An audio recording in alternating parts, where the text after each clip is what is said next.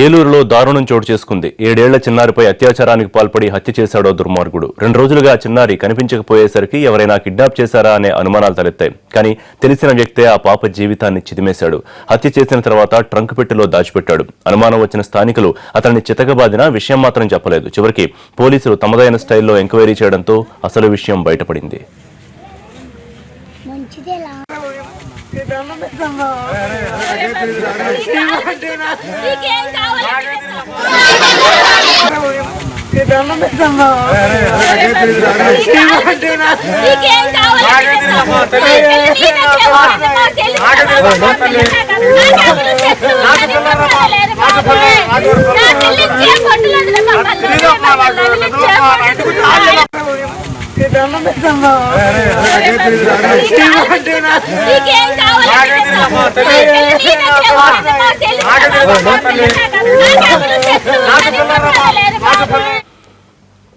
కన్న కూతురు కనిపించకపోవడంతో 2 రోజులు నరకం అనుభవించారు. ఎక్కడ దాచావో చెప్పమంటూ ఆ దుర్మార్గుడి కాళ్లా వెళ్లపడ్డారు. కానీ కనికరం లేకుండా పోయిందా మనిషికి. ఎలా మనసొప్పిందో గానీ 7 ఏళ్ల పాపపై అత్యాచారానికి పాల్పడి హత్య చేసిన ఆ హంతకుడు చిన్నారి శవాన్ని ట్రంక్ పెట్టెలో దాచిపెట్టి ఏమీ తెలియనట్టు నటించాడు. చిన్నారి తల్లిదండ్రులు పాప కనిపించక నరకం అనుభవిస్తూ ఉన్న వాడి కఠిన హృదయం కరగలేదు. ఆ తల్లిదండ్రుల ఆవేదన వాడికి అర్థం కాలేదు.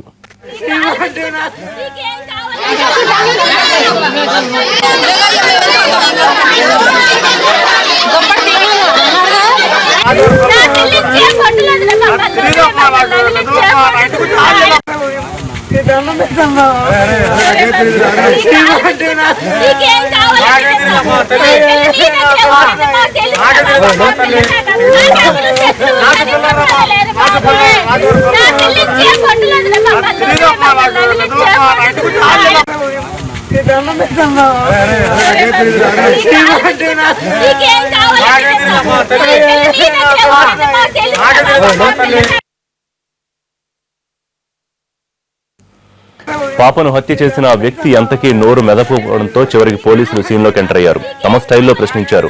దెబ్బకు దెయ్యం వదిలింది. ఆ పాపను ఎలా చంపింది, శవాన్ని ఎక్కడ దాచిపెట్టింది చెప్పాడు. ఎన్నాళ్లు కంటి పాపలా కాపాడుకున్న తమ చిన్నారి ఓ కామాంధుడి చేతిలో బలైపోయిన నిజాన్ని తెలుసుకుని ఆ తల్లిదండ్రులు పడుతోన్న ఆవేదన అంతా ఇంత కాదు.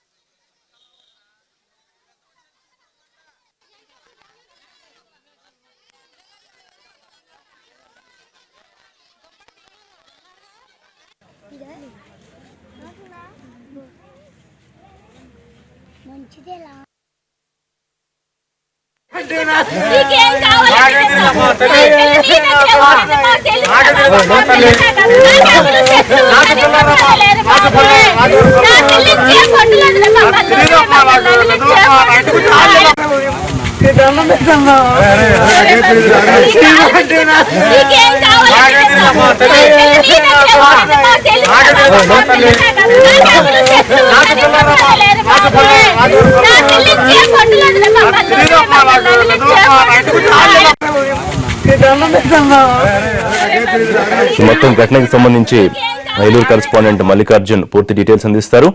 మల్లికార్జున్, ఈ ఘటనకు సంబంధించి పూర్తి వివరాలు తెలిసాయా? అసలు అమ్మాయికి అతను ఏమిటి బంధువు అవుతాడా లేకపోతే పక్కింటి అతనా? అతని మీద ఎలా అనుమానం వచ్చింది? పేరెంట్స్ కి పోలీసులు ఎలా చేశారు? రిషి, మొన్న సాయంత్రం అంటే 2 రోజుల క్రితం పాప అదృశ్యమైంది. అప్పటి నుంచి కూడా తల్లిదండ్రులు పాప కోసం వెతుకుతూ ఉన్నారు. అయితే నిన్న సాయంత్రం సమయంలో పాప కోసం వెతుకుతున్నటువంటి విషయాన్ని గమనించినటువంటి స్థానికులు ఆ ఇంటికి సమీపంలో నివసించినటువంటి సురేష్ అనే వ్యక్తి, అతను ఆటో డ్రైవర్ గా కొంతకాలం పనిచేశాడు. ప్రస్తుతం ఖాళీగానే అతను ఉంటున్నాడు. అతను తీసుకెళ్లినట్టుగా ఎవరో గుర్తించి అతని పైన అనుమానం వ్యక్తం చేశారు. అదే సమయంలో అతన్ని పట్టుకుని స్థానికులందరూ కూడా పట్టుకుని అతన్ని సావగొట్టారు. అదే సమయంలో పాప ఎక్కడుంది అనేటటువంటి సమాధానం కోరితే అతను నాకు తెలియదు అనేటటువంటి బొకాయించారు. అదే సమయంలో పాప పేరెంట్స్ ఎవరైతే ఉన్నారో కాళ్ళు పట్టుకుని మరీ కూడా బతిమలాడినటువంటి విజువల్స్ మనం చూసాం. అది సమయంలో తనకి ఏమాత్రం తెలియదు అని చెప్పారు. అయితే అంతకు ముందు కూడా అతని పైన అనుమానం రావడానికి ప్రధానమైనటువంటి కారణం, అంతకు ముందు తను ఒక 6 ఏళ్ల బాలుడి పైన కూడా ఏదో ఇటువంటి లైంగిక వేధింపులకు పాల్పడినట్టు, అలాగే అక్కడ స్థానికంగా ఉండేటటువంటి మహిళల పట్ల అసభ్యకరంగా ప్రవర్తించేటటువంటి మనస్తత్వం అతనికి ఉంది. దీంతో అతనిపైనే స్థానికులందరికీ కూడా అనుమానాలు ఎక్కువైనాయి. దీంతో అతను పట్టుకుని కొట్టడంతో ఎక్కువగా అతను కొట్టడంతో తర్వాత పోలీసులు అప్పగించారు. అక్కడికి వచ్చినటువంటి పోలీసులు కూడా అతను చెప్పినటువంటి సమాధానం బట్టి అతనికి ఎటువంటి సంబంధం లేదనేటువంటి ఒక నిర్ధారణకు వచ్చి అతను ఆ కేసును కూడా చాలా లైట్ గా తీసుకున్నారు.